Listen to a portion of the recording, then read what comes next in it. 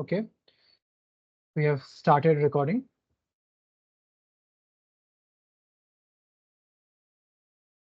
So people are having exams, please tell them to once they are joining to revise these things that are going to be continued next time so that they can follow the class when they join next time. Because they're having exams, some of them are not joining. So please tell them to revise if they want to follow the last few sessions in our course. So last few days we did what is called as MLE, maximum likelihood estimation, and used it for finding, use these probabilistic models for finding linear regression and defining the logistic regression and so on. Today we'll be doing a little bit, we'll take a bit of a detour, and now from now onwards we'll do some conventional machine learning algorithms, which generally do not, they can be represented as probabilistic model, but they can also have some geometric interpretation. So we'll do some such geometric models, which have some geometric interpretation, and we'll see how they vary across these three different type of models. Today we'll be doing mainly k nearest neighbors algorithm, and we'll be doing decision trees, and we'll start with SVMs. So I'll quickly breeze over what are k nearest neighbors algorithm. But the idea of this algorithm is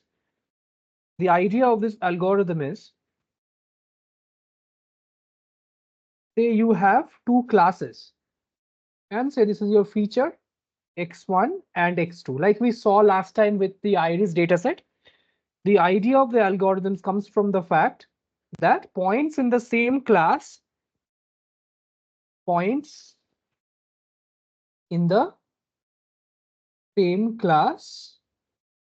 are proximal compared to points in different classes. So for example,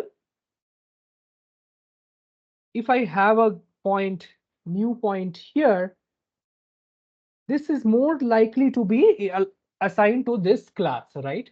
So say class 1 and class 2. So this green point,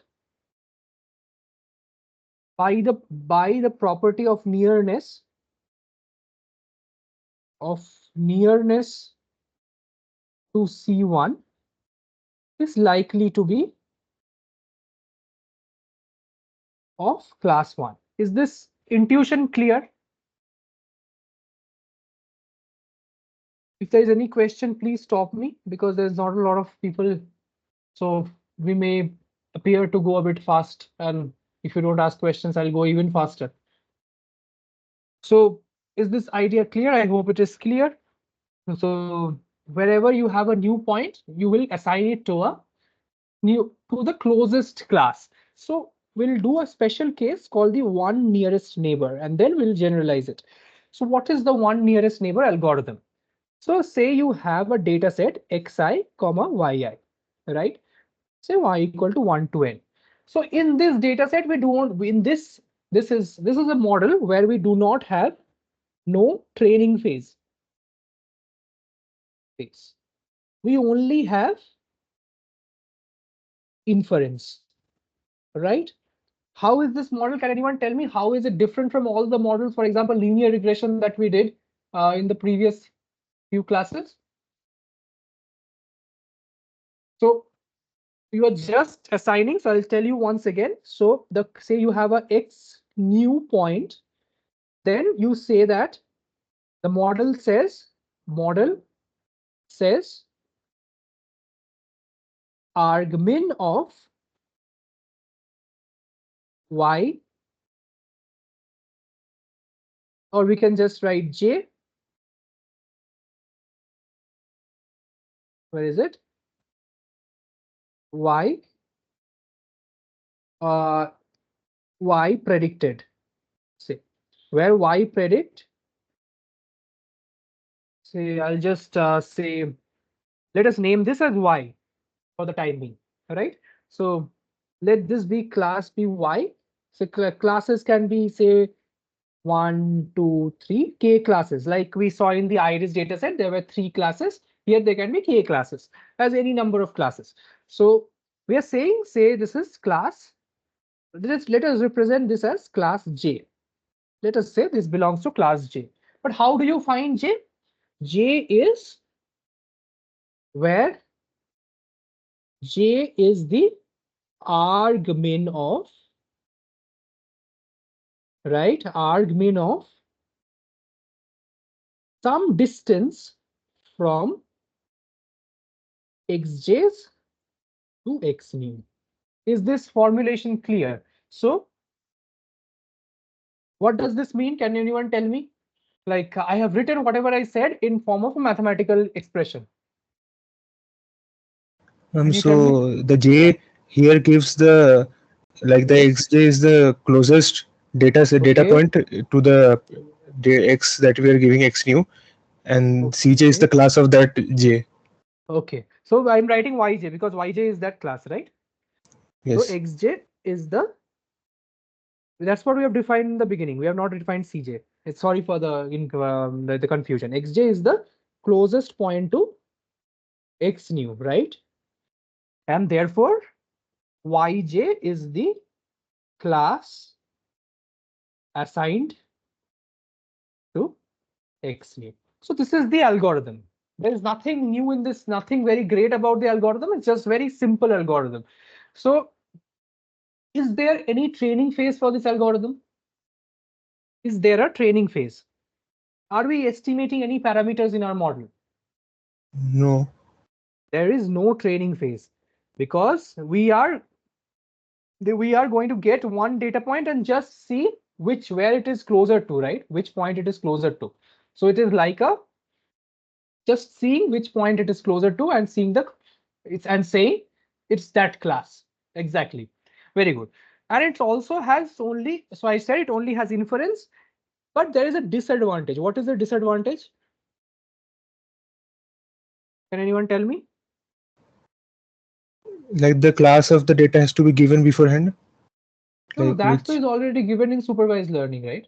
Class of the data, new Oh data does not have to be given. Supervised no, learning the means training data. yeah, For the training data, the class is given, or we have to yeah. first determine which class, like divide the data into classes first. No, that will given to you, right? So the xi's Okay. comma yi's are always in supervised learning that we have seen till now were given, right? The Okay. Okay. iris data sets, the labels were given. Labels are always given, right? You are training the computers to learn the association to the labels, right? We were learning last day p of y given x, right? Y is always given. Okay. So the problem is p has to be calculated for all training points per test example, right? Per test example, we have to calculate the distance for every training point. So inference is slow, right? Plus memory intensive also. In previous models, we were just learning some W's and so on, right? And this is also non-parametric, right? No parameters are there in the model, right? Is it okay? Is it clear? It is memory very memory inefficient because you have to keep all the data in the memory and also calculate the distance every time, right? So what matrix of distance is used? So people can use. So we have seen in linear algebra. What can we use? Say L2 norm. What is this? What is the what is this distance? So say d of xj minus x new. I'm taking the L2 norm. So this is the Euclidean distance. So what will be the expression for this? Can you tell me?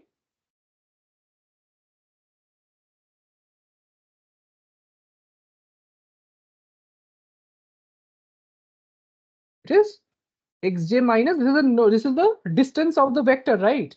So it's xj minus x new transpose xj minus x new. right? Xj's are vectors, just to be sure. Xj's are in RD, d-dimensional vectors, right? Each data point is like, here it has 2 dimensions, for example, right? It's clear. So this is, what is it? Summation of I equal to 1 to n xj I x nu I whole square. Yes or no? This is the for the ith coordinate. Yes.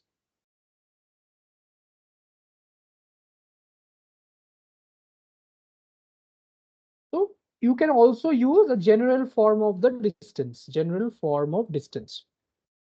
called any LP distance p greater than equal to 1, where it is defined as, say, x minus y, or x norm of, say, the length of in pth p norm LP space is defined as summation of xi to the power p I equal to 1 to d, right? This is how you define it. So can you tell me what value of p is the Euclidean distance?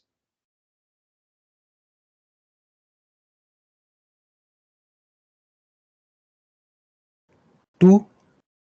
2. P equal to 2 is the Euclidean distance. Similarly, another very famous form of the distance is known as the Manhattan distance, or L1 norm. That is I equal to 1 to d xi, right? So people can use different distances based on your applications and see which one is working best. You can treat it as a hyperparameter, right? On a test set, on a cross validation set, and select which distance is working best for your model, right? So now, so the algorithm is clear, right? Now let us analyze the algorithm. So we'll understand the algorithm. So I have formally defined the intuition is clear, formally defined the algorithm. And now I will be seeing analyzing the algorithm. So there are 2 points, the red and the blue over here.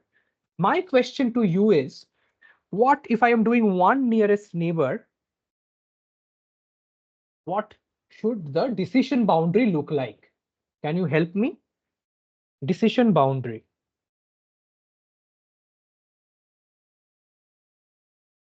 I'll give you a hint. To see the decision boundary, we can do something called as a Dirichlet's tessellation. Tessellation means spanning a surface. So tessellation means if you take a plane, you will break it up into tiles, right? Styling. Or Voronoi tessellation. Both of them found it out. This is called. So what is this? You may still tell me what is this Voronoi tessellation, or so this gives me the decision boundaries, the area. Dada, can we try like this? Like if we take 2 points of different classes and the point which Good. is on the midpoint between those points, on one side it will Good. be closer to one class, on other side it will be closer to the other class, Absolutely. and then divide the whole Absolutely. plane into But those areas. good. But here it is a bit difficult. Why do you see? Because every point would have points which would be close to it than compared to all other points, right? Do you Hmm. agree? There would be every point. So this will help me to do things like this. So let me take this middle point, right? Hmm. Okay. So as you were telling me, I'll just use this maybe this green color. Midpoint. This is the, so this will be perpendicular to the line joining them. Yes. So this is the decision boundary between this red point and this green point, right? Yes. Similarly, I can also say between these 2 points, this top and this points, again, I will have another decision boundary like this. Hmm. Yes, So if the point is between those two green lines, then that can be considered as a region. Then we have to do it for every pair of exactly, points, every exactly. pair. Not, yes. So now, again, for these 2 points, again, I will get another region like this. Agreed? Yes. Again, so this makes this very, very So interesting. if the point is in that green triangle being formed, then it will be in the blue class. It will be in the blue class. Let us forget about classes for the time being. Let us say that we are going to assign a polygon to each of these points, right? Assign Yes, yes, yes. a polygon to each point. And at the end of the day, we can say which polygon is which class, right? Yes, yes. That can be the last step. So you see, so now again, so between, so I have drawn these two lines. Similarly, I will get between this blue line and this blue line, I will get another decision boundary like this. So this is, you can roughly say this is the region assigned to this point, right? This is the region where that point gets the closest distance. Do you agree? Yes. So people who are joining late, we are doing one nearest neighbor algorithm. In this algorithm, we assign each point in the plane to the nearest point on the plane, to the class of the nearest point on the plane. Similarly, so now as you are telling me, I can also divide these two lines. Similarly, I can divide these two lines, but I will not do them because they are of the same class. It is easier for me to like divide only the lines that I need, right? So again, I can divide these two lines. Agreed? Do you agree? So I will put yellow color in the, is it not happening? Wait. I'll put the red color everywhere. There is this red points and green color. There will be green points, right?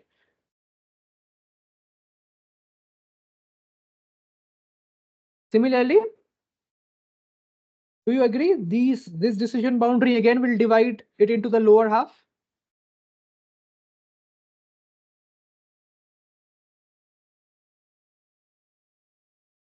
Right? Okay. So, so now you can have any other, all decision boundaries, right? Like this. Do you agree? Each of them have one tile, correct? Is everyone following? Clear?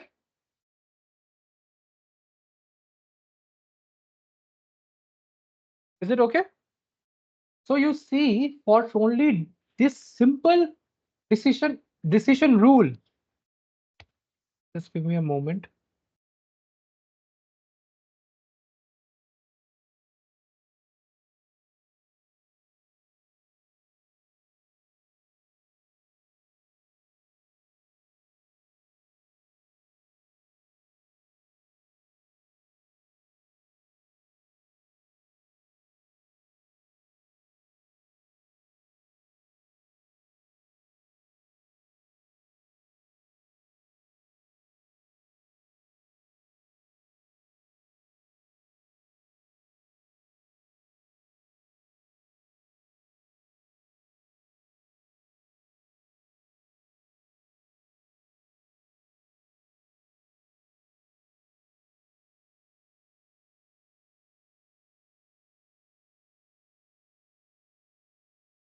Hi. So yes, there was a call. Sorry for that. So is it clear to everyone that every point will be being assigned to one of this? Each polygon will be assigned to one of these points, right? Like the entire surface will be broken up into n polygons. Do you agree? Yes. So do you also see that this decision boundary is very complex for a very simple algorithm? Very, very non-linear decision boundary, right? Like a very, very highly overfitting model. So therefore, you have a problem with this model. Can you tell me what? Like it requires a lot of computation. No, that is okay. There's also a noise problem. Like performance, it may not fit very well, do very well on unseen data, like one nearest neighbor?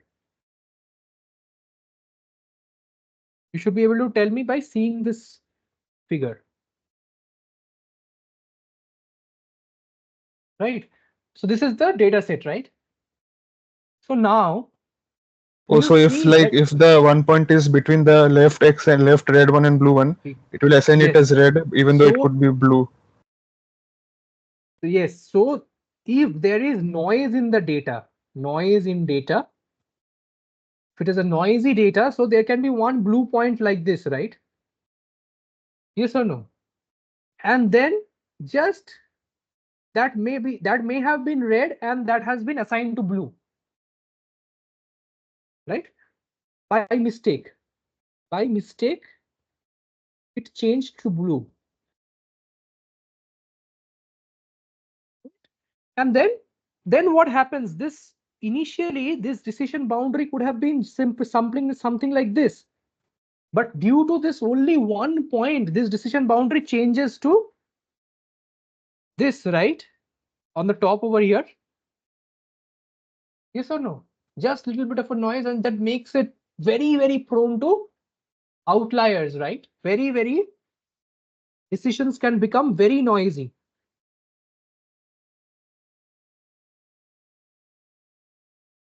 Is it okay to everyone? So what is the solution we can do?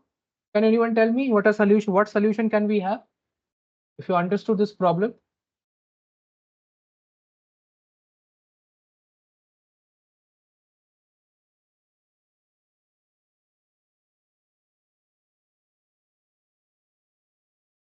It's not very difficult. It's see at if you are confused about one point, we can take the average of multiple points. Yes or no? Or something like that on those lines. Yeah, Usmit, tell me what you are saying. No, I was thinking that maybe if we know which point is the noise, we can just consider it to be the other How class. can you know that? How can you noise is something like this? So I'll give you the data, right? I give you say breast cancer data set. Some of them the doctor may have mislabeled to be cancer, but that person may not have a malignant breast cancer, right? Yes. So those that is noise. But just by mislabeling and all, how you can never know that, right? You have to Hmm. trust the data. But that will give you poor generalization to new data points because that will create all these problems, right?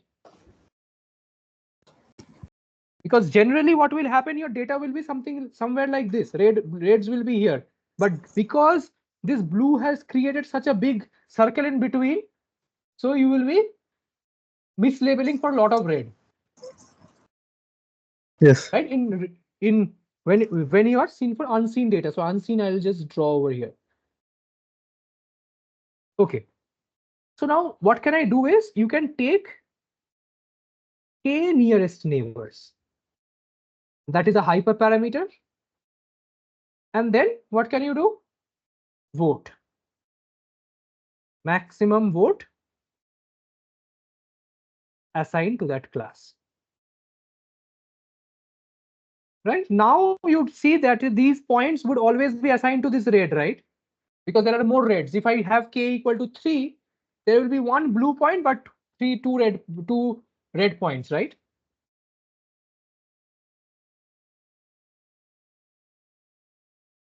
So this means that we consider the three nearest neighbors and then take the average. Not average, take the maximum vote. Average does not mean here is the classification problem, right? If it was a regression problem, you could have taken the average. Classification is one label you have to give. Which No, class is it? like take the average and see which side it is more towards, and then take that as the Wait. class. So okay. So say you have k neighbors x1, x2, xk, right? Okay, right? These are the k neighbors. That for x new. These are my k neighbors. Okay, are you happy? I have computed the k nearest neighbors. Are you following me up to this point? Yes. So now each of them have one class. Say this is class 1, This is class 2, this is class 1, and this is class 2. Say class 1, there are 5 votes. Class 2, there are k minus, say k is equal to 10 or 11. Okay, class 2, there are 6 votes. So which one do you assign to? You will assign to 6, class 2. So x new will be class 2. Understood? Now it is okay. But there is no Yes. average, right? Whichever has the maximum votes, you will get that as the output class. Clear? You can ask me questions if you do not understand what does vote mean or something like that.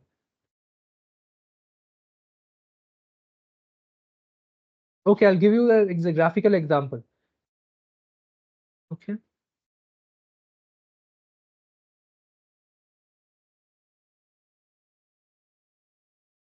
Like I was saying average in the sense that if we do like the weighted average, like 6 into 2 plus 5 into 1 by 11, then that comes That 1 you can point. do. That I is was okay. That is saying that. okay. That is of course correct. Oh, of course. True, that's the same thing, right? Why are you confused about that? Yes, yes, That means, majority only. Yeah. yeah. So you say you have a point. Normally, this would have been your decision boundary. But now for one nearest neighbor, I will just draw it using a dotted outer line. But now I have a data point over here. Although it is close to this, the k equal to 3, I will have votes, number of votes for red will be 2, number of votes for the blue will be 1, right? Agreed? And you will be assigning this better to this class. Although it was to the red class, although there was this noise that was happening. Okay, clear? No questions?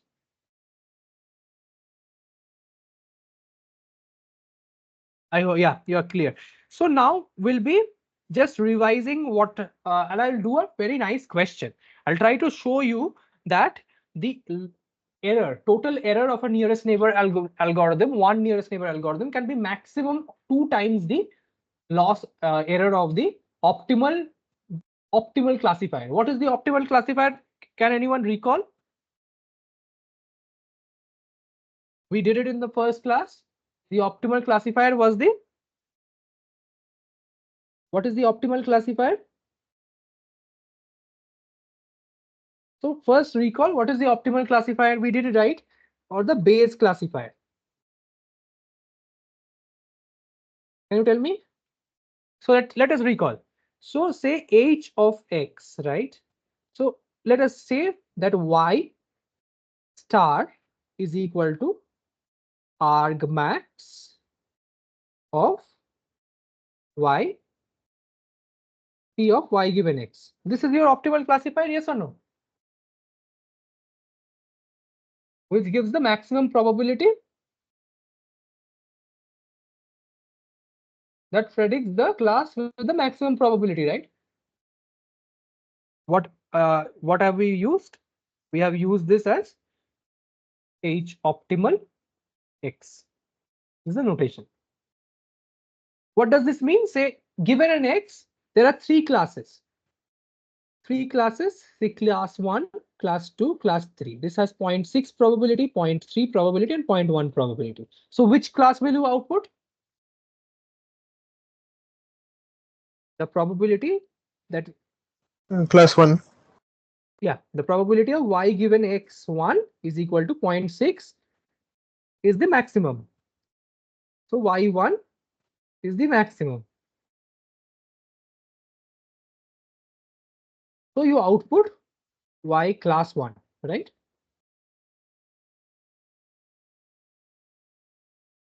It's okay. I'll write class 1 only. Okay. So it's the maximum class, maximum. So now, do you agree that the optimal classifier will give you that class which has maximum probability of occurring? That is the optimal classifier. Yes or no? Or the Bayes classifier? Is this Is this reason clear? Whichever has the maximum probability, that will be the classifier will give that output, right? So this is the classifier H optimal. So you pass it through H optimal, you pass X, it will give you Y. How will it give Y? It will calculate the probabilities of all classes and pick the maximum class. Yes or no? I'm waiting. Is this clear? Yes. So what is the error that you can have?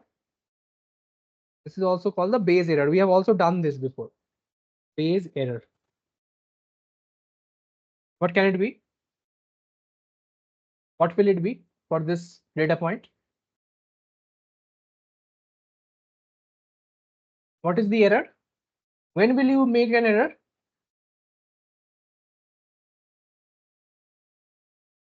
When will you make an error?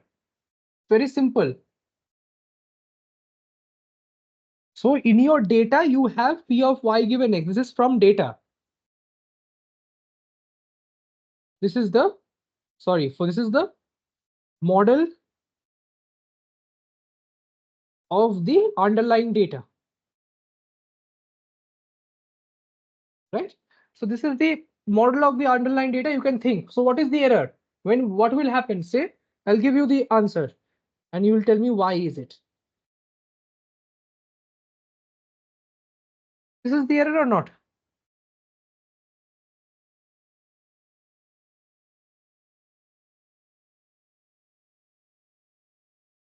So then it will become 0.4 for C1, like that. Correct. So what is the error, maximum error you can have? So you have the same X given to you, same X, and you say like 60% of the time C1, but only 60 of those points will be belonging to C1, right? Rest 40% will belong to C2 or C3, Yes. right?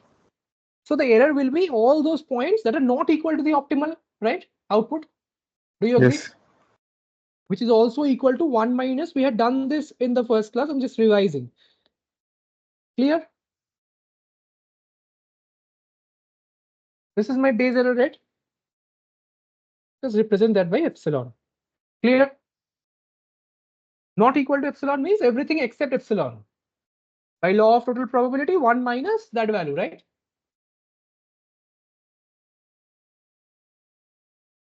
Any doubts? Okay. So I now say that so this is the optimal. So you can look at this. This you can do as homework. I have already done the k nearest neighbor. And this is the last thing about this chapter. So anyways, so say error of a nearest neighbor. We have to find, right? What is the nearest neighbor? How much error can you make? So to find that, what can I do?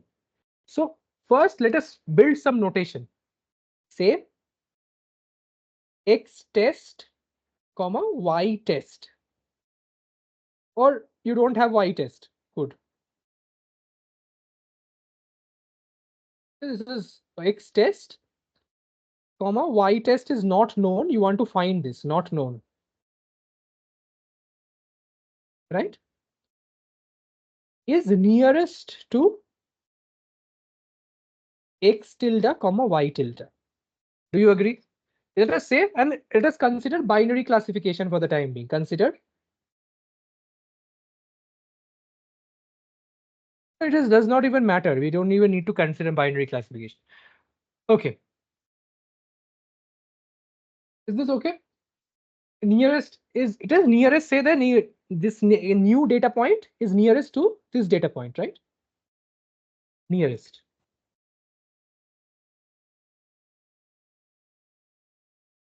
Okay. My question to you is, when will error happen? So when all error will happen is my question. So let us try to understand that. Do you see error can happen in two cases, right? Error can happen in two cases. What are the two cases?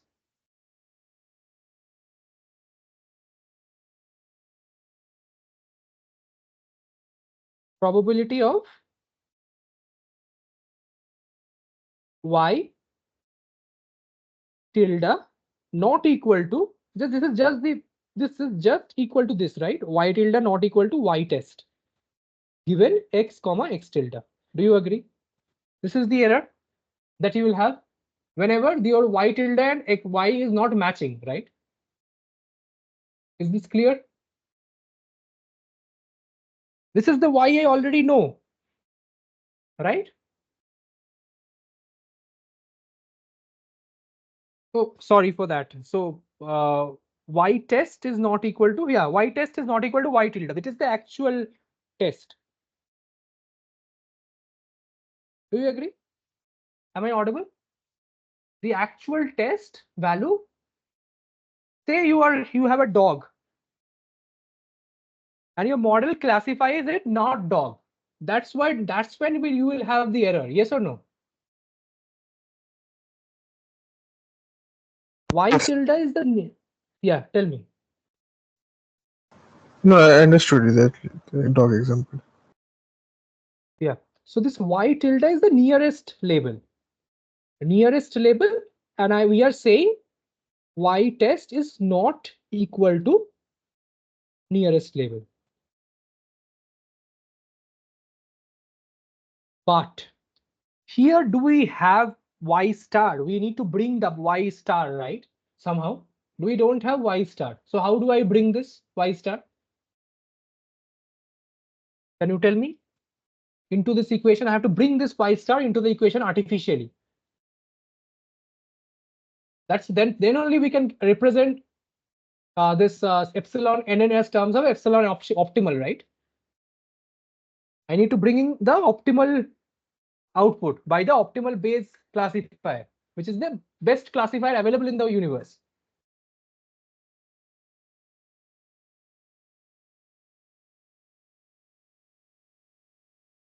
Right? I just dropping out sometimes from the call. If you're not following, please let me know.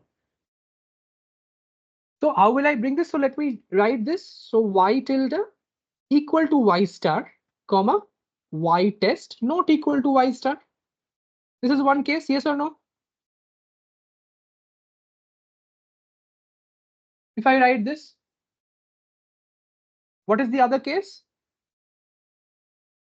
Y tilde not equal to y star, y test equal to y star.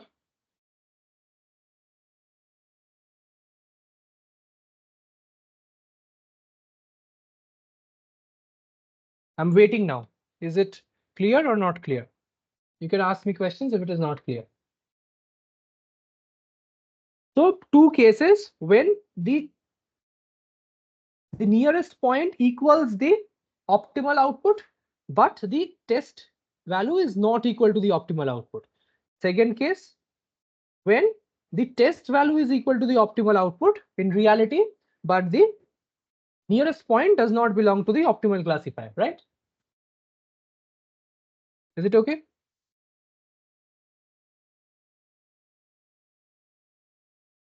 Which is also equal. Now, can you tell me how can I write the each of these cases? How can I expand this? Do you agree they will be independent of one another? I can write as a product because these are IID data points. Data points. They don't depend on one another. So I can write as a product, right? So you can tell me if it is this statement is valid. Tilde into 1 minus probability of y test equal to y star given x test x tilde plus probability of y tilde y test equal to y star given x test comma x into 1 minus probability of y equal to y star given y test X test, extend. Is it clear? So I just wrote the first probability over here and the second probability over here, right? The probability that y tilde is equal to y star and y test is not equal to y star, right? Is this clear?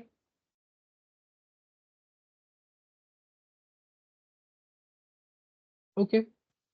Yes. So now what can I write this as? Do you agree I can write this as less than 2 minus y test equal to y star given x test?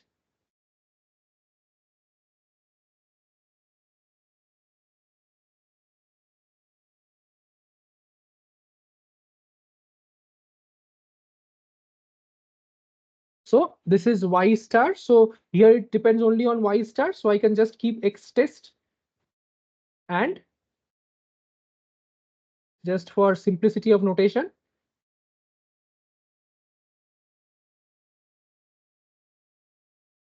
Clear? Because I'll just again, if it is not clear, here the output variable is only y tilde, right? I don't need x test. I just need yx, right? X tilde. Because we want to find the value of x tilde. The probability of y tilde value we want to find. That does not depend on x tilde, right?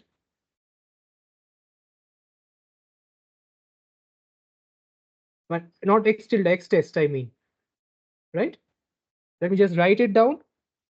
Y tilde is independent of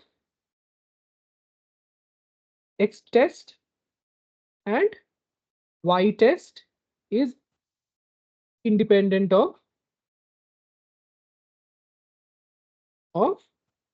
x tilde. Yes or no?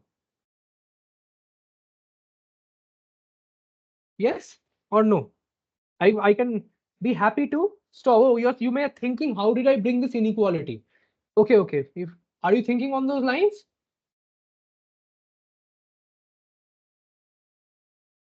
Can you tell me why is this inequality happening? Did you do p less than equals to 1 by that? Yes. So this is less than equal to 1. And this is less than equal to 1, right? And greater than 0 also. So this will only be a fraction of this, right? Only a fraction of this. Correct? The output will only be a fraction of the correct of the previous factor. There'll be lesser, right? There'll be half, say 50% of that or 70% of that. Correct? Uthrich? Yes. So now if n tends to infinity, n tends to infinity is what they're saying, then do you agree that x test is equal to x tilde? If n is infinity, there is data points everywhere, right? Do you agree? There is data points everywhere. Data points everywhere. So if you have a new data point, it will always lie on a previous data point, like very close to it, will be approximately equal to. Yes or no?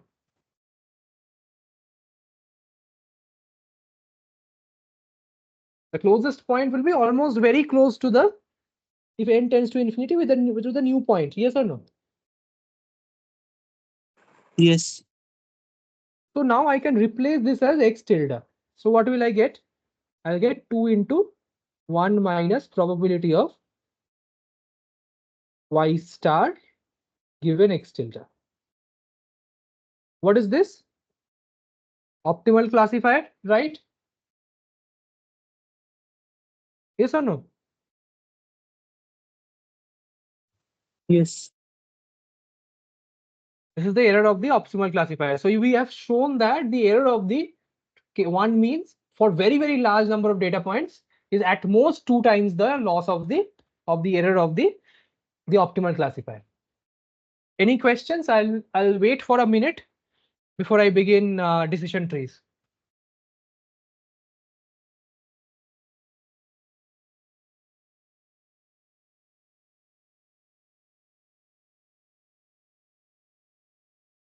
No questions, and I'm happy to explain each and every step that I did here. It may help you to recall your probability also. Any questions?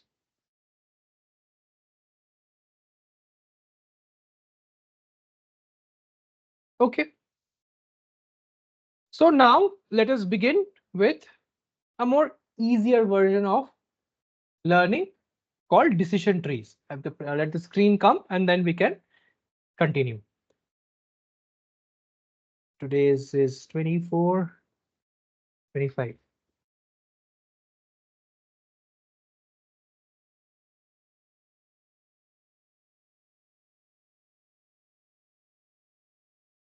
My screen is frozen, right? Into the same at the same place.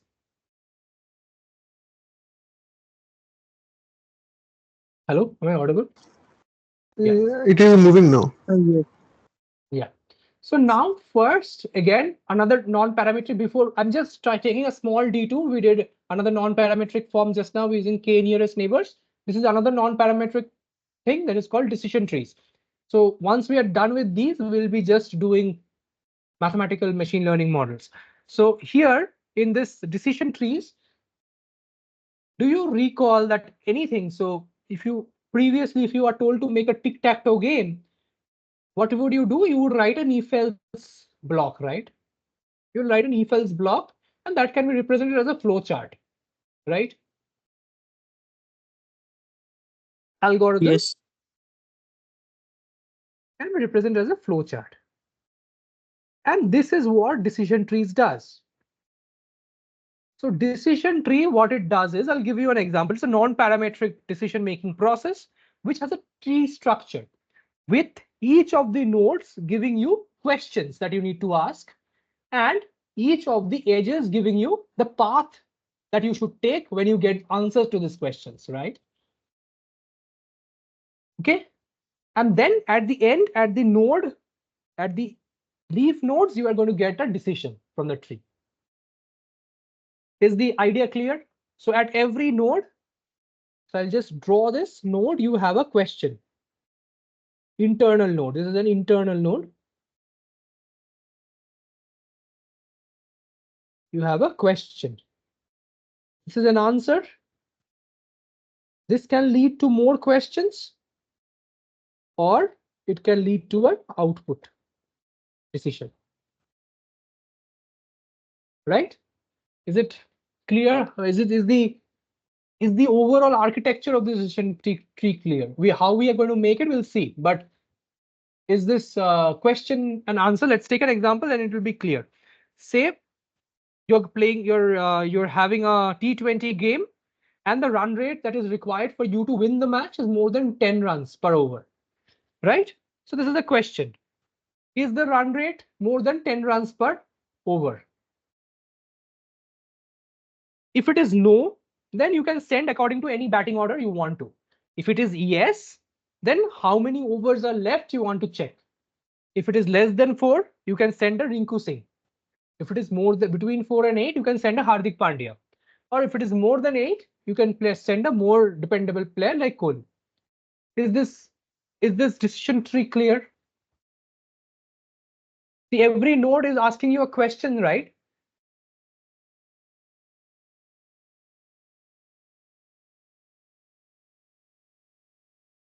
Which is Yes. leading you to some other nodes, and at the end, it is giving you an answer to whom to send to bat, right?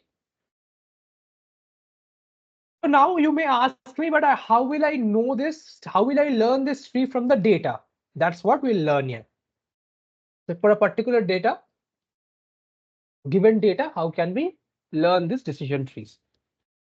So let's try to understand that. So first, let us understand the data, and then we'll understand matrix and so on.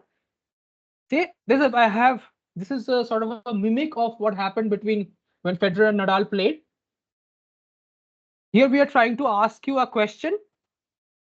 Make a decision if Federer beats Nadal in a tennis match based on the data given to you. So this is a dummy data of matches between Federer and Nadal, but it resembles the statistics that they generally had, just to make it interesting so that people can see and enjoy. So there are two grass court matches. There are clay court, 3 clay court matches. And I'm following the same color convention as well. Generally the courts are, and 4 hard court matches. Right? And then you see that every time Federer plays Nadal on a clay court, he wins. But every time he plays Nadal on a grass court, he wins. Every time he plays on a clay court, he loses. Right? And more or less on hard courts, it's even Stevens. So I want to ask you, what decisions, how would you make the tree? Right? We could make a tree like surface and then give a decision, right? Something like this. Surface,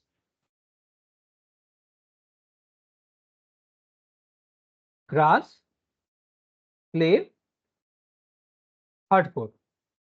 And say Federer wins, Nadal wins, and we are not sure over here. Right? And then we can look at other conditions, like see what happens on a hot weather. Generally, Federer loses in a hot weather. That's what we are seeing. So we can then say weather. Then you can say hot. Nadal wins. Mild and cold, Federer may win. Something like this. Is the idea clear? But this is just seeing the table. I am forming this table, this decision tree. But in reality, how will I form this decision tree is the question that I want to ask. Is this clear to everyone? So these are the features that I have. And this is the output, right? Prediction. This is Y. And these are Xi's. So I'll be doing with you information gain and gain ratio. Gini index, you can do it as your homework. Very simple. Same formula, but a different formula for selecting what to use. So before using anything, going into the details, I want to introduce you to a new topic called entropy. Not new to you all, but in terms of so what is an entropy? What does entropy measure generally? Randomness. Randomness. So in signal processing, in information Is theory, log formula you may had mentioned like previously something with log of yes, something. I have just mentioned it, but we have not seen the properties of it. So information theory, this in physics also, they're exactly the same thing. Physics, information theory, signal processing, Shannon, information theory, then signal processing, and so on, etc. Everywhere we need the reason to measure randomness, right? So how much is the unordered increasing in the universe, which keeps on increasing all the time? So we are trying to answer, is the entropy of a system high or a low? That means, is the system having high amount of randomness or not? So forget about decision trees for the time being and concentrate on entropy. So you say you have a random variable X. Let's start with our Bernoulli random variable. X distributed as Bernoulli P. Right? My question to you is, P equal to, so what is probability of X equal to 1? If I ask you? P. P. x equal to 0, it's 1 minus p. So entropy, I'll just define entropy for you. Say entropy h of the random variable x. Entropy is defined over the random variable, is defined as, so as Oshmit was telling me, probability of x is equal to I log of probability of x equal to I. This is a definition like the Newton's law. And we'll see why it helps actually. There's no derivation of this, but it is seen to emulate what we need by saying which has a higher probability or which has higher randomness and so on.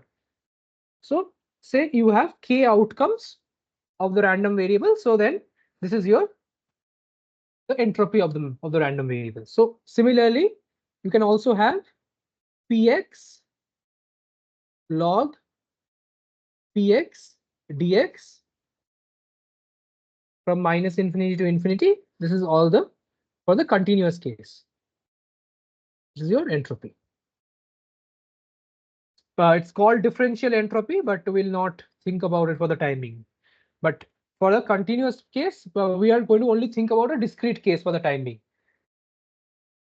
Okay, for the discrete case, it's the sum of the logs, right? This we have already seen. This is equal to minus log of expected value of x. Yes or no? Correct. By Lotus. This is the function you're taking Yes. average of. Yeah. So this is how you define entropy as. So now if I tell you when find P that maximizes entropy for a Bernoulli P random variable. Correct. So I tell you this is the. So what will I do? The Bernoulli P random variable. What is the entropy of Bernoulli P?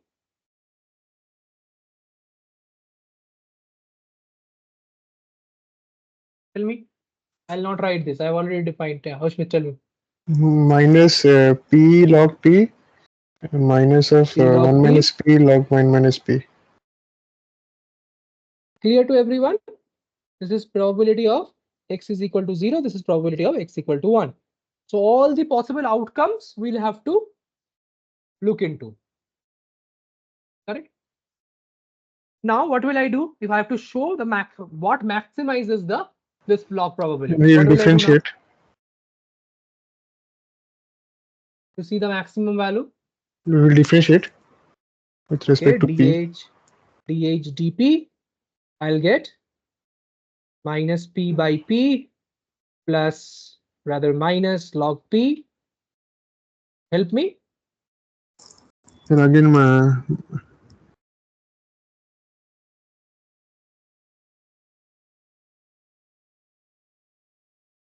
Yes.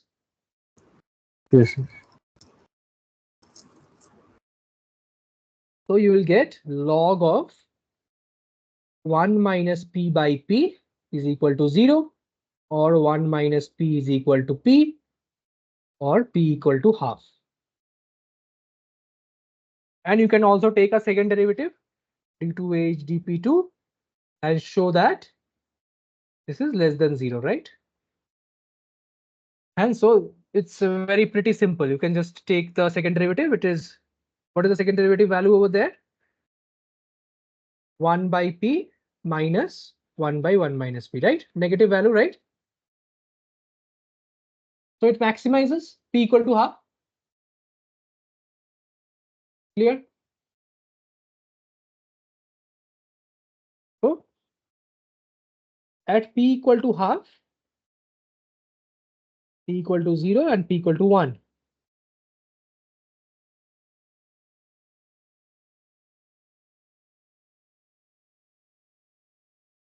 Right?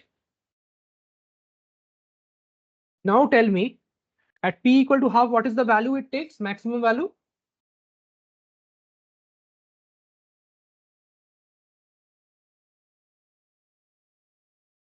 Minus half log half So we can write log 2 plus. Plus half and like my half log 2. Log 2. So this is log 2. Right? So my question to you is, how does the graph look like? So at this half, I have a maxima, I know. How does this graph look like?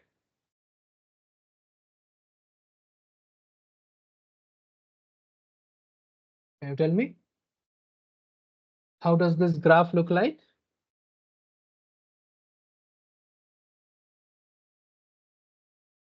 So tell me. It goes to minus infinity.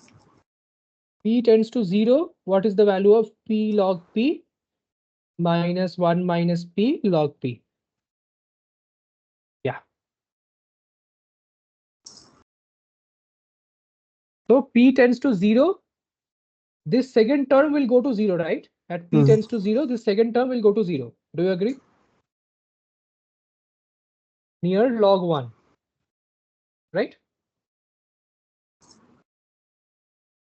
Clear? Only the first term is the problem, right? Log P by 1 by P. Why is it a problem? Because this is 0, this is infinity, right?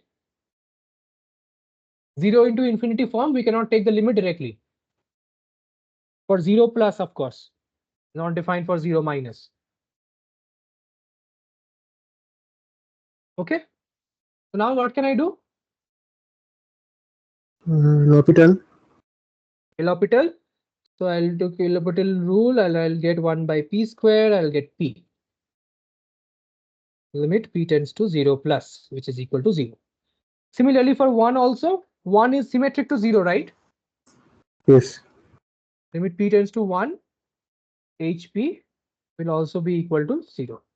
So your graph will look like this, right? It's a concave function, as we have seen, because D2H, D2, D2P2 is less than 0. And we see that it does look like this. So what do we see? That maximum entropy for maximum randomness, right? Half is the case where it's maximum random. Yes or no?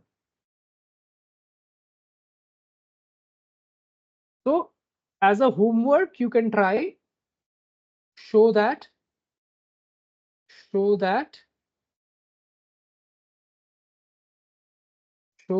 for k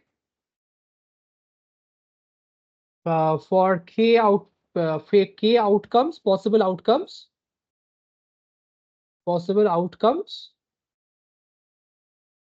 probability x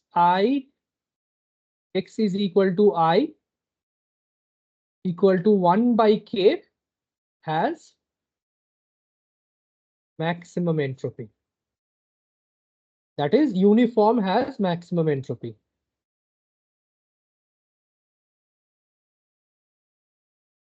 Right? For k different outcomes, if they are each of them are equally probable, they have maximum entropy. So what does it mean? So if you do not have any information from the data, from any data, then the entropy is maximum, right? That's what entropy is giving you. It's giving you the idea of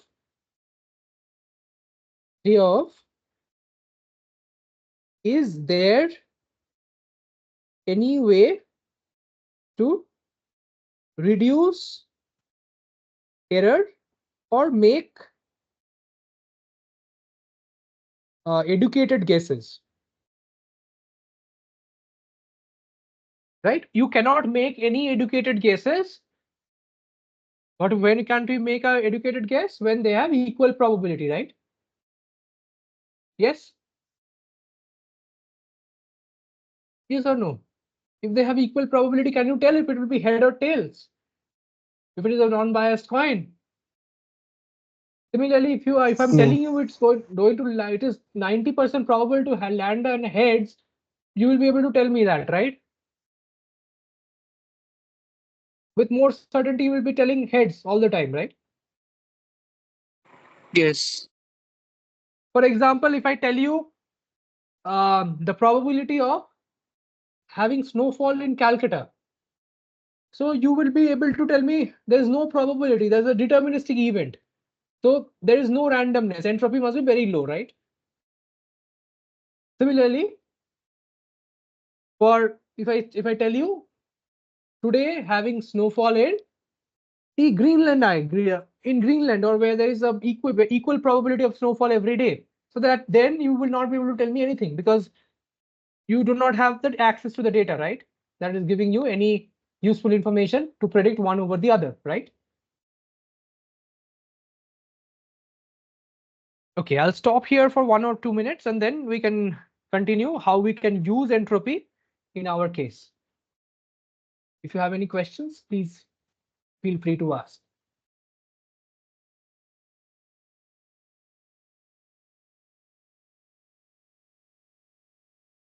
Okay, no questions. So I'll do, let me just see if I have enough space over here. Yeah, I do. Dada, Yeah. like if we have more data, but Yes. we see the probabilities means of happening 2 or 3 events are same, then we will say Yes. entropy is low or high. Data only can when your data is giving you a non-equal probability with your entropy will be low. We want our models entropy being high. What does it mean? It means that your model is not predicting anything. It's giving equal probability for everything, right? So this was, if you recall, this is exactly your cross entropy loss, right? We told this the cross entropy loss in logistic regression, yes or no? We minimize this loss, yes or no? Yes. So we are trying to decrease the entropy as much as possible given on the parameters that we have learned. If it is not there in the data, we cannot say anything, right? Yes. Understood. The correlations and these correlations must exist in the data itself. Okay, I'll not copy this entire thing. I'll just note it down. So now, how do I understand what is the entropy of this system? So there's a very simple way. Let us count. So initially, my first, so information gain, I'll just see information gain for constructing decision trees.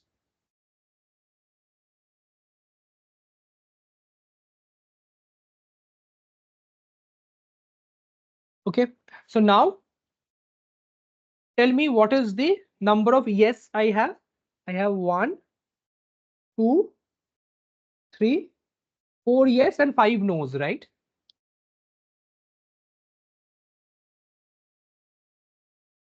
Yes or no? I have 5 yes. Then probability of Federer winning. Let us define F as probability as the random variable Federer wins. Then probability F equal to 1 just from the y's. What is it?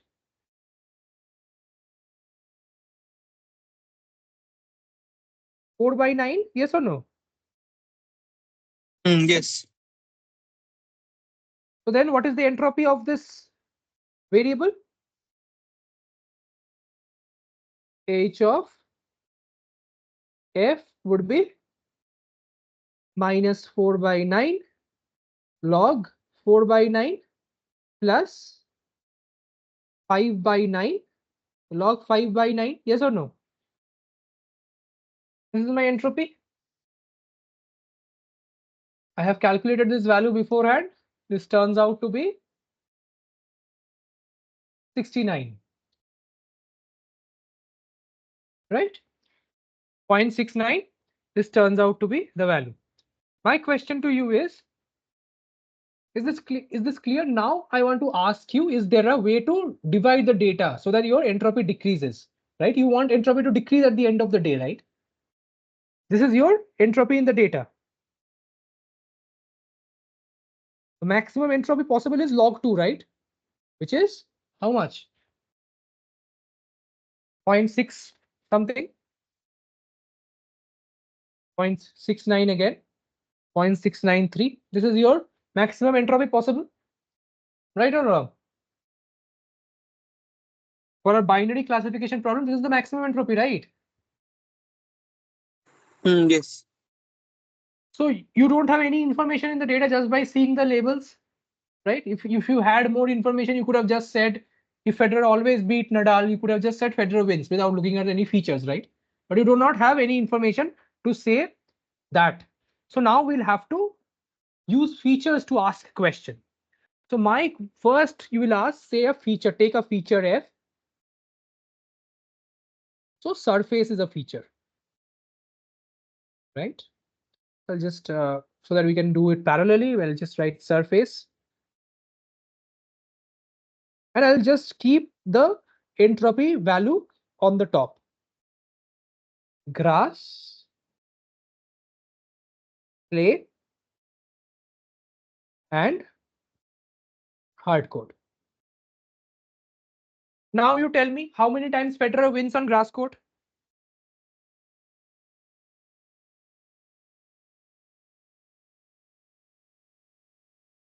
He wins both the number of times, right?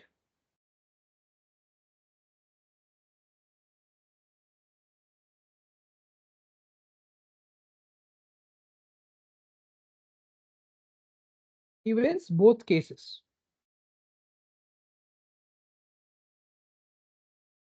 So, and there are only two matches, so I can write 2, 0. In clay court, what happens? How many matches are held? 1, 2, and 3, right?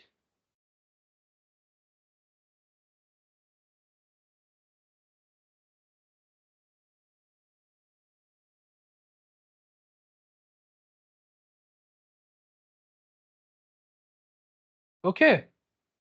Are you following? So 4 times all the time, Nadal wins, Federer never wins.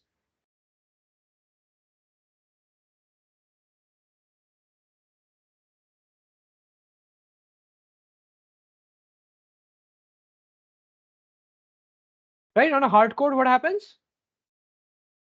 There is 2, 2, right? 2 yes, 2 no's. Is it clear how I'm getting this data?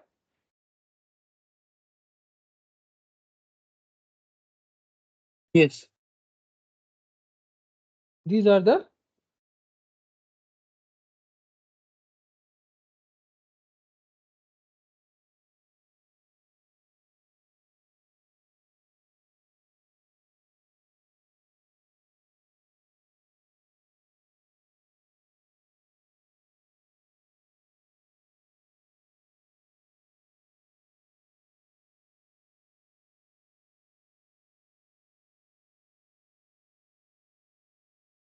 okay. So there are 2, 2 outputs, outcomes. 2, 2 here, 2 here. Okay. Now, so therefore, now I ask you the same question again. What is the entropy of each of these?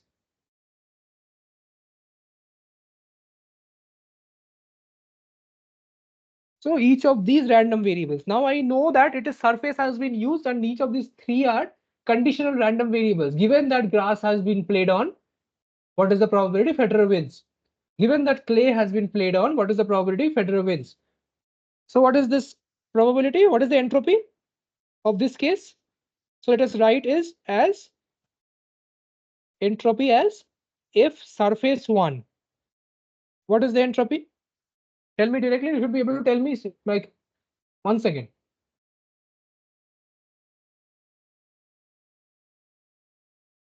This What is 1. 1? Sorry, 2 by 9. 2 by 9. No, you just see this, right? Given grass has been played on. It is already you have asked this question, right? You Acha, have acha, got the then answer. 1. Then 1. 0. Entropy. Probability is 1. Yes. Entropy is 0, right? P log P. We have drawn this. So whenever probability is high, entropy is low, right? High or low, whatever the probability is, they're symmetrically low, right? Is this image Yes. registered in your mind? So now tell me, what is the entropy of the second surface?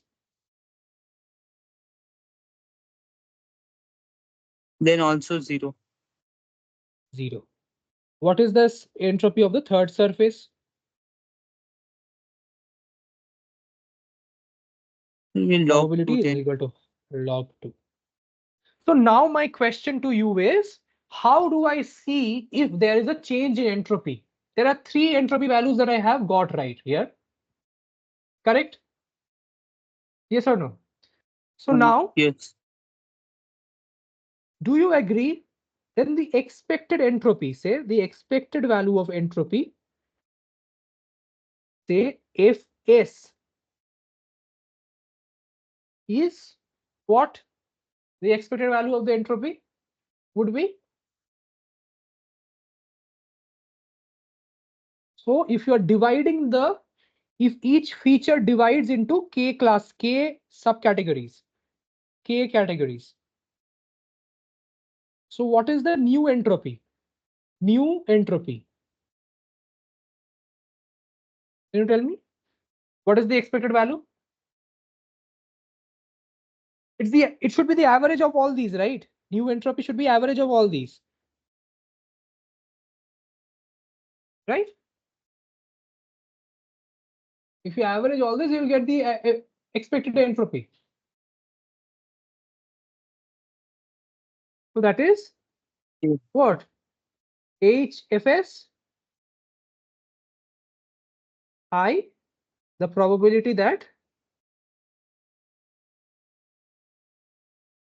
data belongs to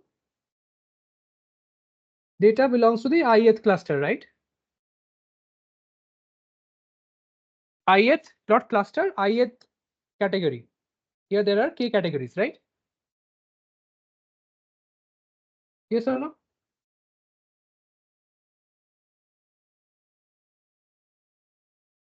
So what is that probability? Number of data points in the ith category by total number of data points.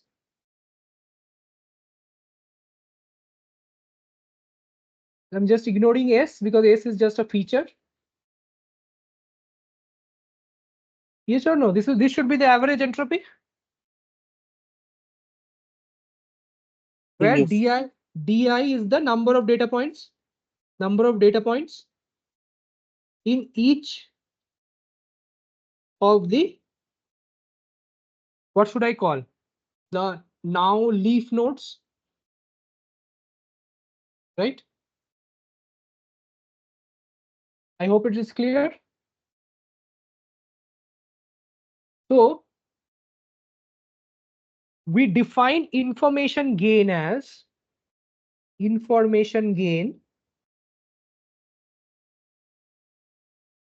as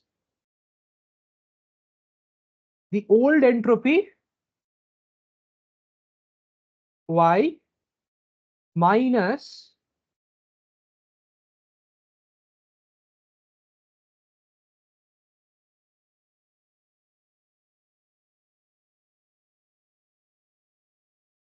clear.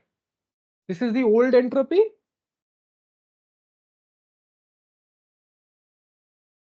information gain of a feature f. So we can write feature f over here. New entropy. Yes or no? Do you agree? Yes. So now if information gain is high, what does it mean? Old entropy was high. New entropy is low, right? This is what it means. What does this mean? F is a good feature. Understood?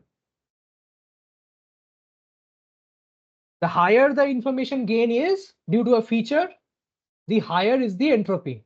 So for example, here, what is the information gain? Information gain for surface.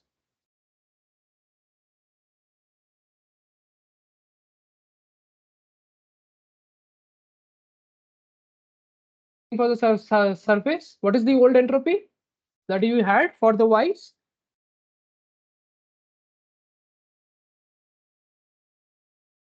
What is the old entropy that we had? 0.69, that one. What should be the new entropy? That should be like 2 by 9 into 0 2 by plus 9, 2 by 9 into 0 plus 3 by 9 into 0 uh, plus 4 by 9 into half. Sorry, log log 2. 2.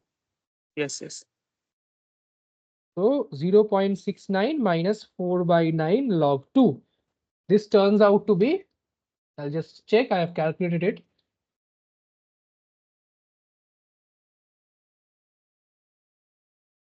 0.38 is the information gain.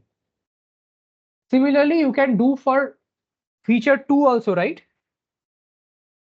You can also ask the question of whether number of sets played is impacting their results, right? Right? Number of sets. Federer, I think, wins. If there are 5 sets, 3 sets.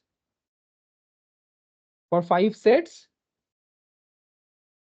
Federer wins 3 times. Yeah, 5 sets, Federer wins 3 times. Nadal wins once. For 3 sets, Federer wins 1 time, Nadal wins 4 times.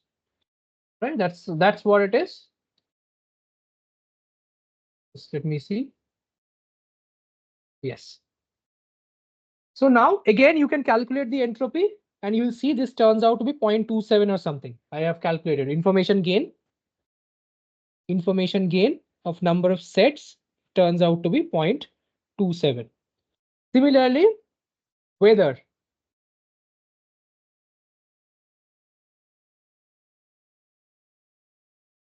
So weather,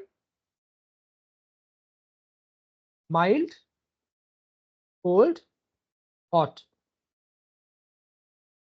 That also mild, cold, and hot. Where is that value? Yeah, in cold weather, Federer wins twice, Nadal wins once. In mild weather, Federer wins twice, Nadal wins once, and hot weather, Nadal wins always, Federer never wins. Okay. Similarly, you can also find the information gain of this. You will see it is 0.27 again, if I'm not wrong. Yeah, it's 0.27. So now, which has the maximum information gain? If I ask you, The which has first feature. maximum? Exactly. So I will select only this tree. This tree I will select. This will be my first step. Step 1, you will see all the features and then you will select. So surface, you will ask question mark.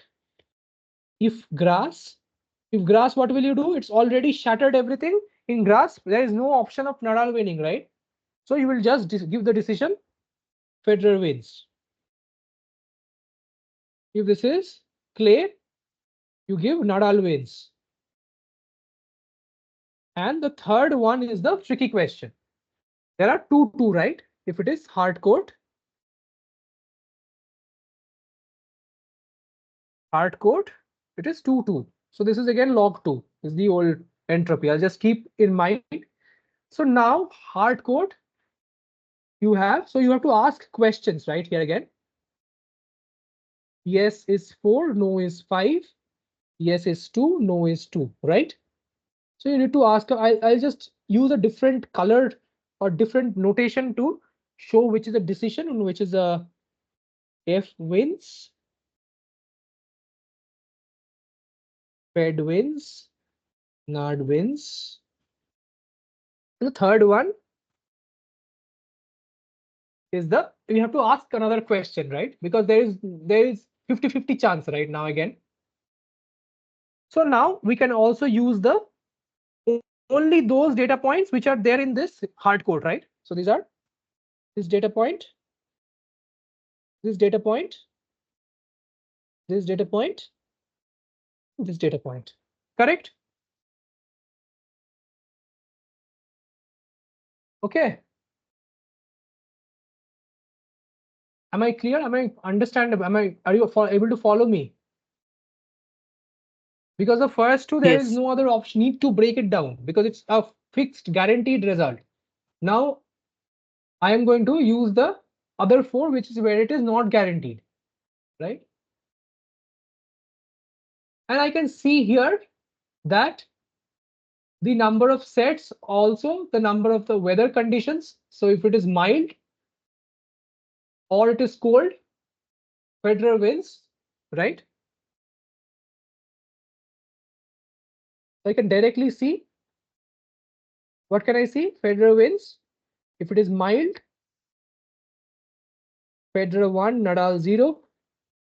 Cold, Federer 1, Nadal 0. And warm or hot, Federer 0, Nadal 2. So now again, what are the entropies of this? What is the total entropy? Expected entropy? 0, right? Are you Yes. following? This is 0, this is 0, this is 0. Therefore, expected value of H of, say, surface followed by weather is equal to 1 by 4 into 0 plus 1 by 4 into 0 plus 2 by 4 into 0. So now I can also say FW, NW, FW, and NW, right? And this will give me the total training on the training set, correct? This is how you train a decision tree. Take the data and see which one has the maximum information gain. So my question to you is,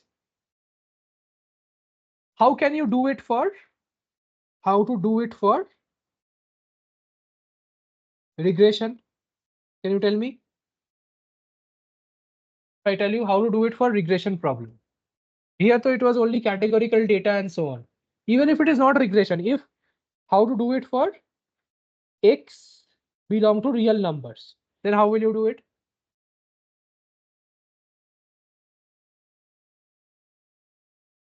We can do something like this. X, By breaking into intervals. good. X less than 5, X between 5 and 10, and dot dot dot. And then you continue. Same thing. This is how you do for regression case. Okay. Next, what I do is, okay, so that solves our problem of information gain. I'll do one Rather, modification of one information. question to ask. Good, sure.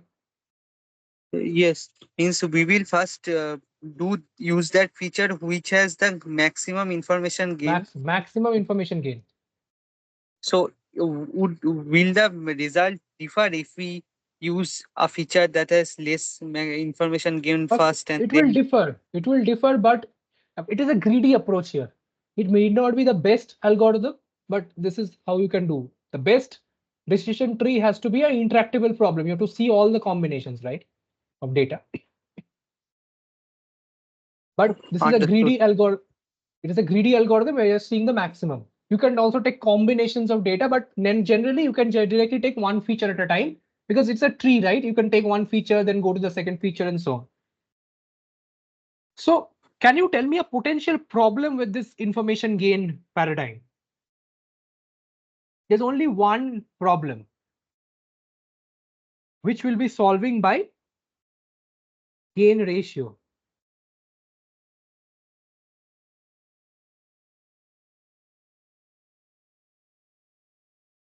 Yeah. There's one very small problem for this. See,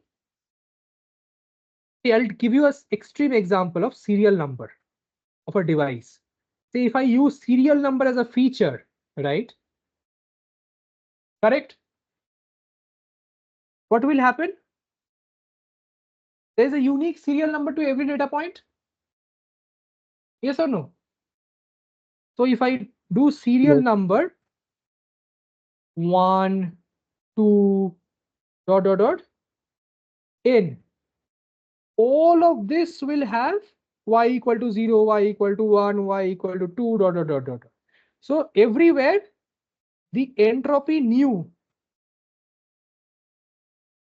or say expected value of the entropy after the feature serial number is used, is equal to 0, right? There is no more entropy because you would have fixed outputs for each of the serial numbers, right?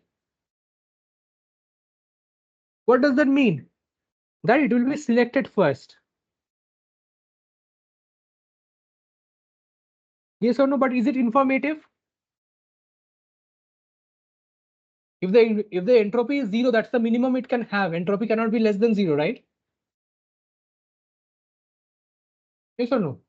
So if the entropy is already 0, it is not clear. Any questions?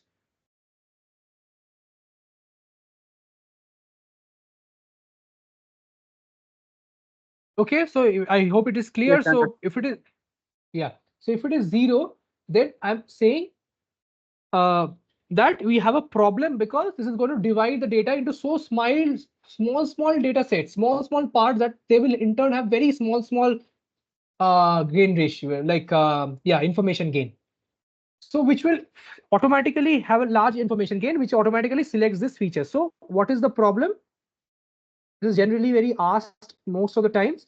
Problem is features with more range is often selected first, right? Because they end up having lesser entropy, just by this property we saw for serial number, right? More range or options is selected first. Do you agree with me? So how can I correct that?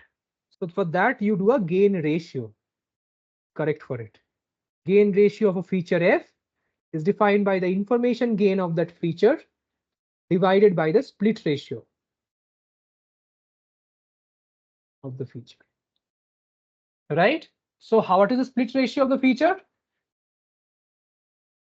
Says what is the entropy, total entropy of the features.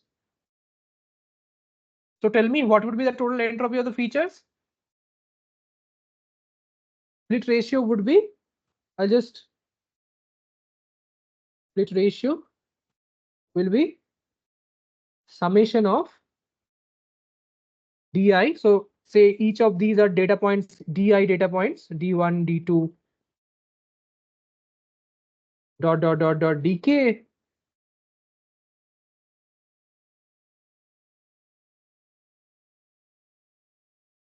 Right? This is my split ratio. That is the probability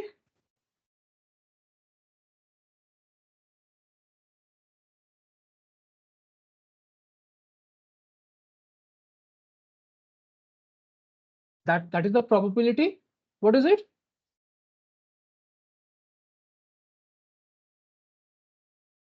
Are you following? What am I doing by this? So what is this? This is a probability that that belongs to class I. yes, a data point, not class I, data point belongs to feature category I, right? sorry, let us write, say there are weak features. Okay. If there are more categories, that's the problem it was, right? If there are more categories, we were having a very high low entropy in the they were very high information gain, right? That was the problem Yes. we were facing. Yes. So here we are seeing this is the entropy of the split. The probability of a data point being in category I is di by this, right? This is the size of the split, size of di by total data, right? So now you see if there are lesser number of, what will happen if there are lesser number of data points. So if DIs are, if D is very small, D is very small, this will become very high, right? Yes or no? If D is small, the number of, or the DI by D is small, this will become higher or higher? Yes or no?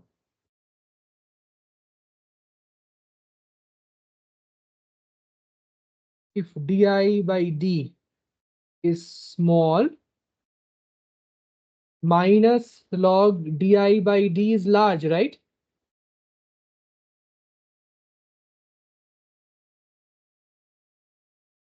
Yes.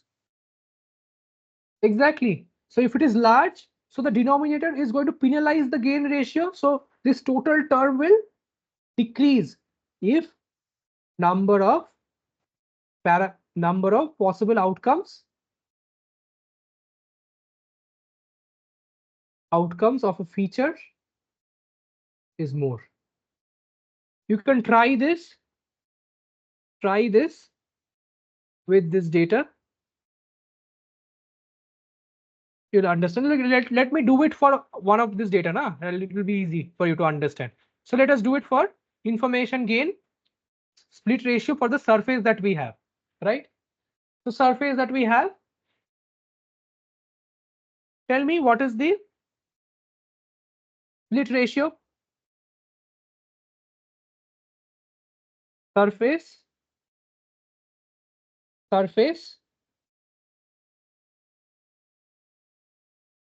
grass, clay, hard coat. If it is in the grass, how many data points are there? 3. How many data points are there on clay? 4. How many data points are there? Sorry, 2, 3, and 4, right? Yes. So then what will be the split ratio of surface?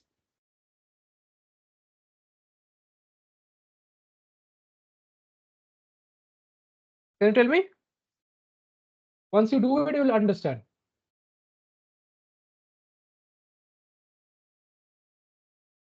Tell me. Like 2 by 9 minus 2 of by 2 by 9. log of 2 by 9 Uh, minus 3 by 9 log of 3 by 9 minus 4 by 9 log of 4 by 9. This is nothing but the of the entropy of split, right? The entropy of the split that you are going to have. That's the idea. So whatever this is, say this is alpha. So your gain ratio will be 0.38 by alpha, right? Understood? Now it is clear. Whenever alpha is small, this will be increase. Alpha is high, gain ratio will decrease. And it takes care of this property that when there are more number of categories in a particular feature, it will be taken care of. Any questions? With that, we have ended this very primitive method of decision trees. And we'll go into very most interesting part of this course, that is SVMs. I'll start with SVMs today. In the 15 minutes, I'll give you the formulation and a little bit of a background, and then we'll stop. Do you have any questions?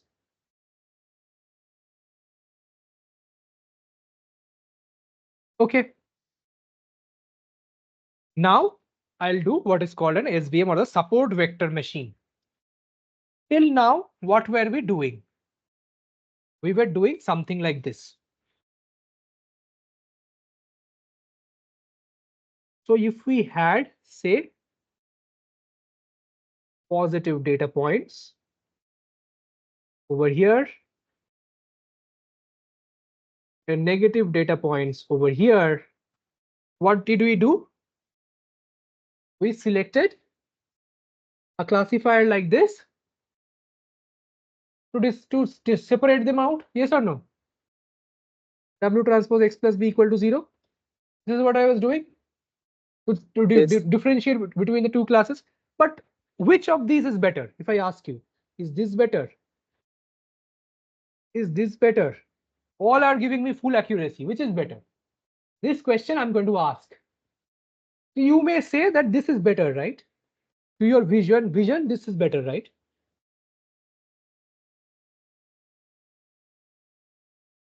Correct? This looks better because it's spaced out, right, from the two data sets, because it is spaced out. Do you agree? Other ones, at some point, they go close to the other data points. Yes or no? Yes. So how can we space this out? That's the question that we want to ask. So to space these out, we want, if there is a positive data point here and a negative data point here, or whatever we are taking, y is equal to +1 class, y equal to -1 class, we want not a classifier like this, but we want a classifier that is like this, right? Desire. Correct? Yes or no? Okay. So, but how can we do that? We can do it by a very simple reason. We can make a road between these two data points, between these data sets, or like positive and the negative examples. We make a road. It is called a margin. That is, no points are here, no points. But for this, it has to be linearly separable. We are going to consider that this data is linearly separable for today's class. We'll see if it is not linearly separable, what to do. Right? Only when do you see that when this line is taken, they have a smaller margin compared to this line? Yes or no? This road size length 1 is less than length 2. Yes or no? This is sum because Yes. L1 is Yes. sum L2 cos theta, right? Between these two angles. Where are the two lines?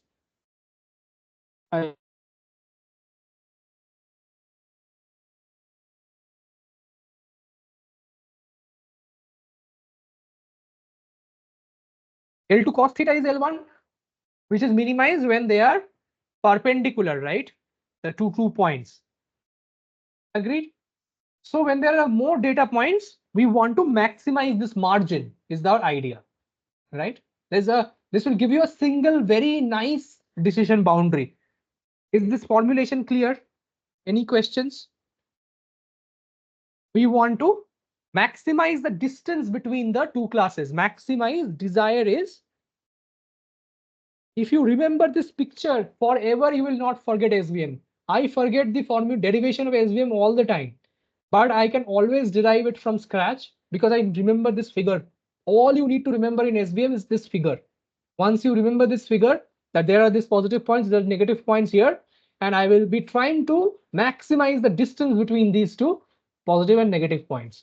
Then you will be able to maximize margin or road between positive and negative data points.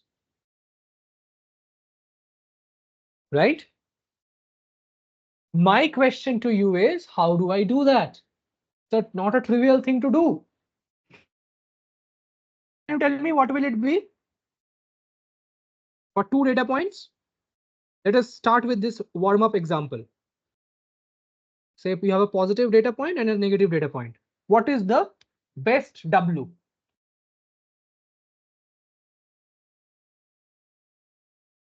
If you have, this is nothing but your physics, class 11, Like 12 distance physics. by 2. Yeah, bol.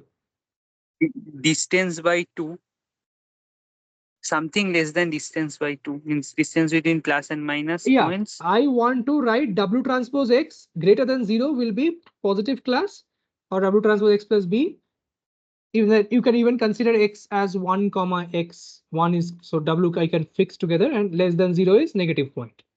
So how can I do that? How can I get W? What is W? How does the hyperplane, we want to, we want the hyperplane to be perpendicular to this, right? This is what we saw in this previous L cos theta thing,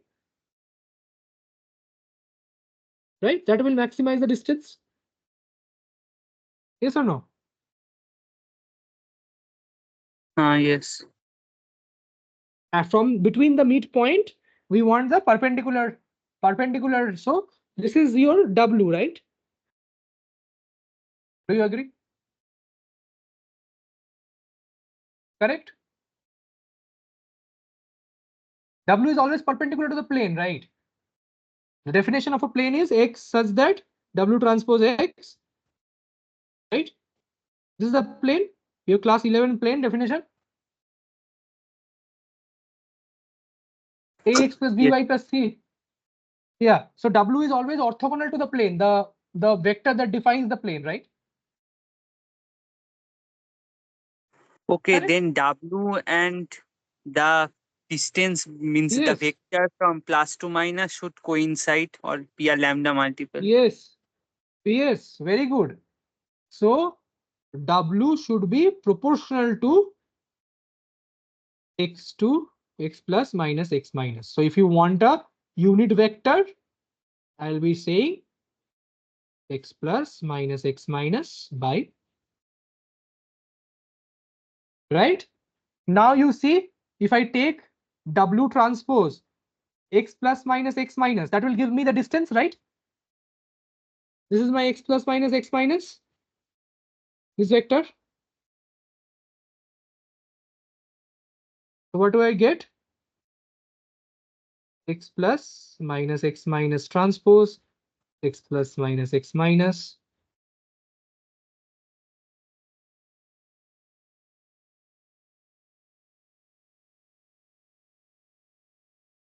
That is the distance, right? For any other value, it would have been the cos theta of this distance. For example, if you have a plane like this with respect to theta, so see, right? This distance is L original times cos theta. Clear? Only when it is orthogonal, theta is equal to 0 degree, will it work, right? Do you agree? Orthogonal to the midpoint, parallel to W, parallel to X and Y, right? Clear to everyone?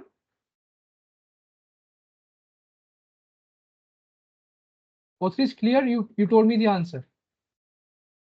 Yes. So now if there are more data points, what will I do? Is my question. So I'll do this and I'll stop. Next day we'll start with constraint optimization and complete SVM. So if I have more data points, what should I do? Is the question that I ask. So formally, if you Why want, okay, something center of mass yeah. means if we have center of mass of one set and center of mass of another set, and then we can replace that We can do collection by that, but center of mass. that is just going to see the first moment of the distributions. I have given this question, I think most probably in your homework. So I'll give it more, most probably, where you see from the mean, the nearest mean you will be assigning to that. But mean is going to consider only one moment, right? There can be other moments which the model cannot capture, like variance and third moment and so on, right? Just using the mean is not Understood. efficient. Yeah, it's a good observation, but no, it's a good try though. Let us see how to do it. So I'll just use this figure only, or let us I'll just copy this figure.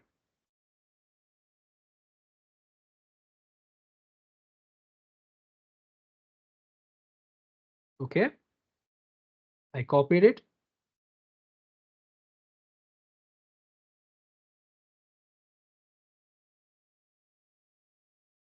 Okay. So my data is defined like this: xi comma yi, I equal to 1 to n. So these are my data points. Okay. Y can be, it's again binary classification. Multi-class, you can do n of them. Plus 1. There's a reason I'm writing the labels as +1 and -1. We'll see why. Is this clear? I'm saying that one positive class is +1 and negative class is -1 label, right? We were saying 0 and 1 in linear regression. Here we are saying 1 and -1, right? No questions? So again, my question to you is,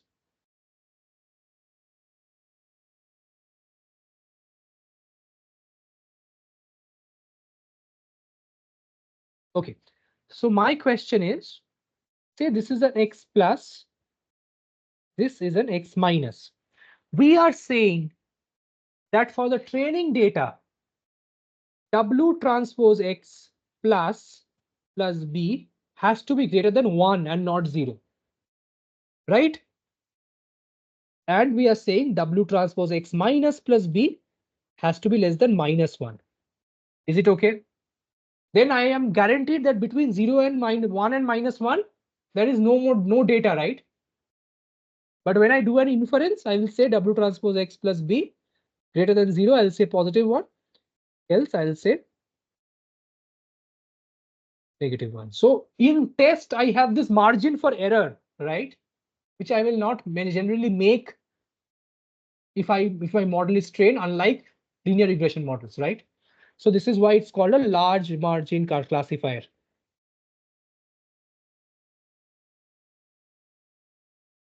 Is this clear? What I'm doing instead of normally, I'm just waiting. Can anyone tell me what is the normal, like linear regression? What is the decision boundary? What is the rule? Decision, like the decision rule in linear regression, W transpose X plus B is greater than 0, right?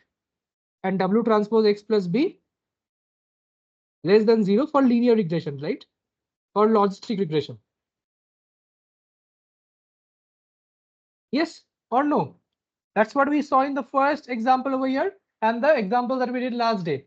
There was no question of putting it exactly in the center of the data sets, right? Following or not following? Please follow this. This is exactly, you will never forget SVMs. Clear? Yes. So I am putting a margin between -1 and 1. So now my question to you is, how can I get the value of this margin? Can you tell me? You should be able to tell me. I'll give you a hint. Say you have a x negative over here and a x positive over here. And I know this vector, therefore, how can you know the value of the margin?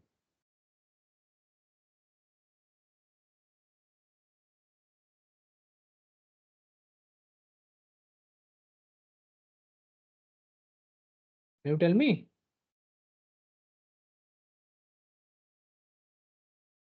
What is the value of the margin? What is the length? Margin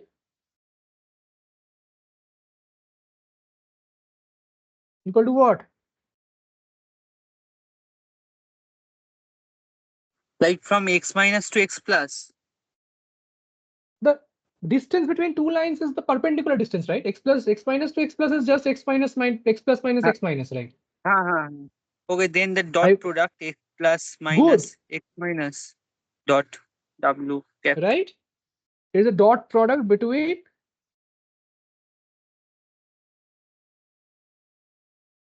This is just the projection of this on this line. So we have seen this is simple physics, just projecting it onto the dot product and seeing what is the distance, what is the length of the vector along this vector, right? Along this unit vector. So that is equal to W transpose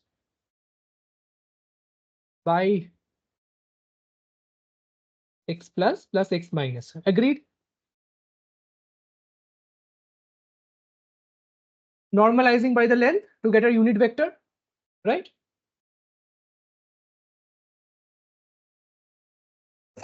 Yes. I hope it is clear. So W transpose X plus minus W transpose X minus. Now tell me what is the value of W transpose X plus? It is for this point. What is the value? W transpose X plus for this. So how should I write? I will just give this spatial names. These are called support vectors. So I'll put an SV on the top. Support vectors lie on these lines or this hyperplanes. Then what do you have? Can you tell me?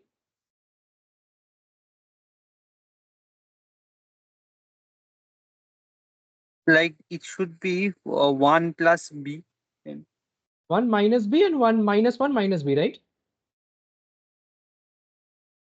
Uh-huh. B from that side, yes. Yes. So I'll just put it over here. I'll get 1 minus b minus 1 minus minus b. This is equal to b will cancel. I'll get 2 by. What do I want to do? I want to maximize this, right? Correct? Agreed? I want to maximize the margin. Objective is maximize margin. Dada, they are 1 minus b and minus 1 minus b. And here is already a minus sign. Oh, sorry, between. just as minus 1 is there, na? My 2 by, yeah. Okay, আছে না? Okay, no? W transpose X I have put here. Yes, no. Yeah. Maximize W, right? Which is equivalent to saying. So I'll just put a star and write it over here.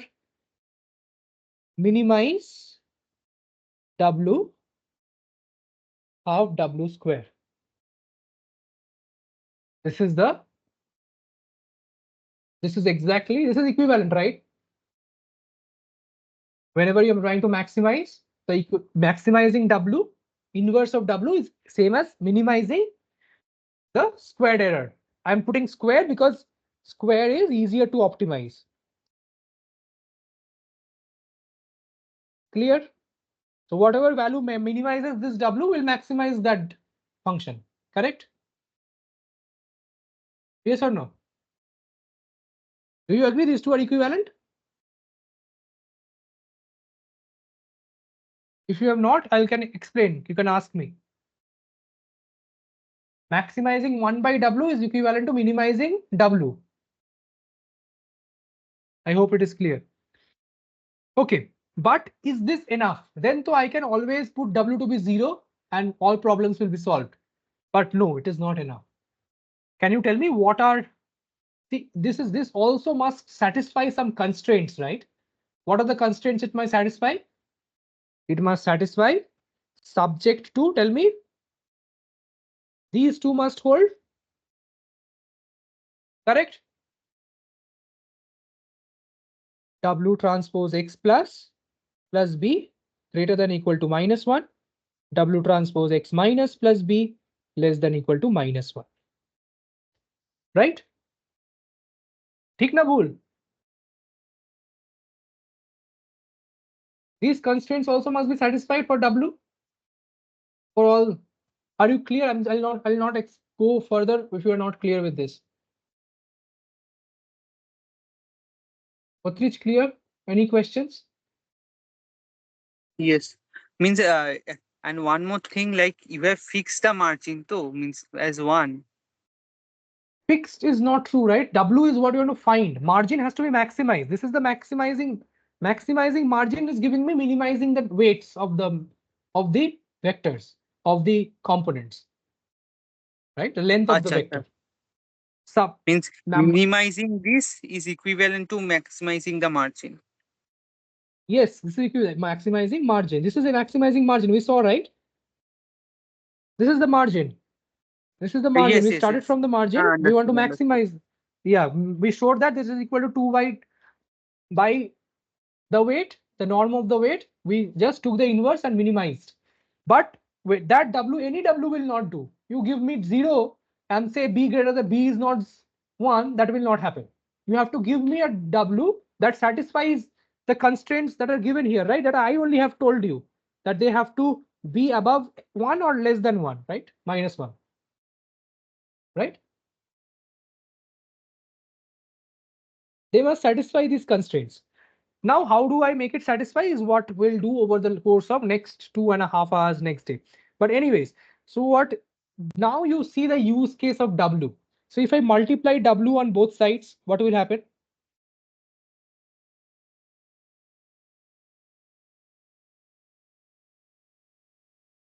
Do you see what will happen? W plus is equal to 1, W minus is equal to -1. বুঝেছিস? Both inequalities become the same sign, right? So I don't deal with two positive and the negative cases separately. Is it clear? I'm waiting for your answer. So I'll get yn W transpose xn plus b greater than 1. So the objective function that you have is this. We have proved that. I'll wait for a minute. And with that, we have defined the objective function, but this is a constraint optimization problem. We don't know how to solve it. We can't take derivatives directly. Therefore, we'll have to see what are Lagrange multipliers and so on. We'll see that in the next class. It's a small thing. And then we'll go on to continuing SVMs. Anyways, so my question is like, do you understand why did I take W to be negative and positive instead of 0 and 1?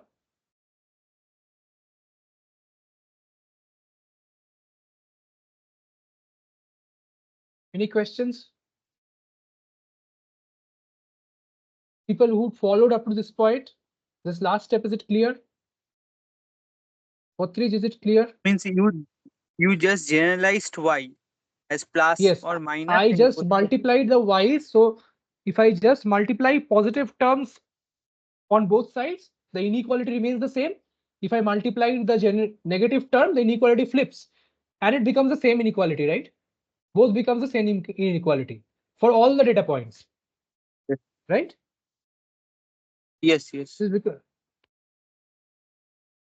yeah. So go back, see this SVM formulation that we have done. The entire formulation is done. And come back next day.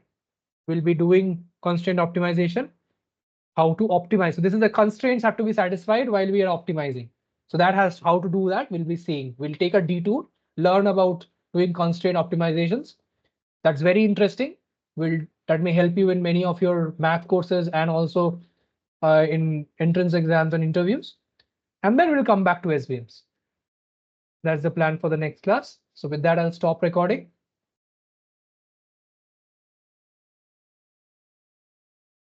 Okay, I've stopped.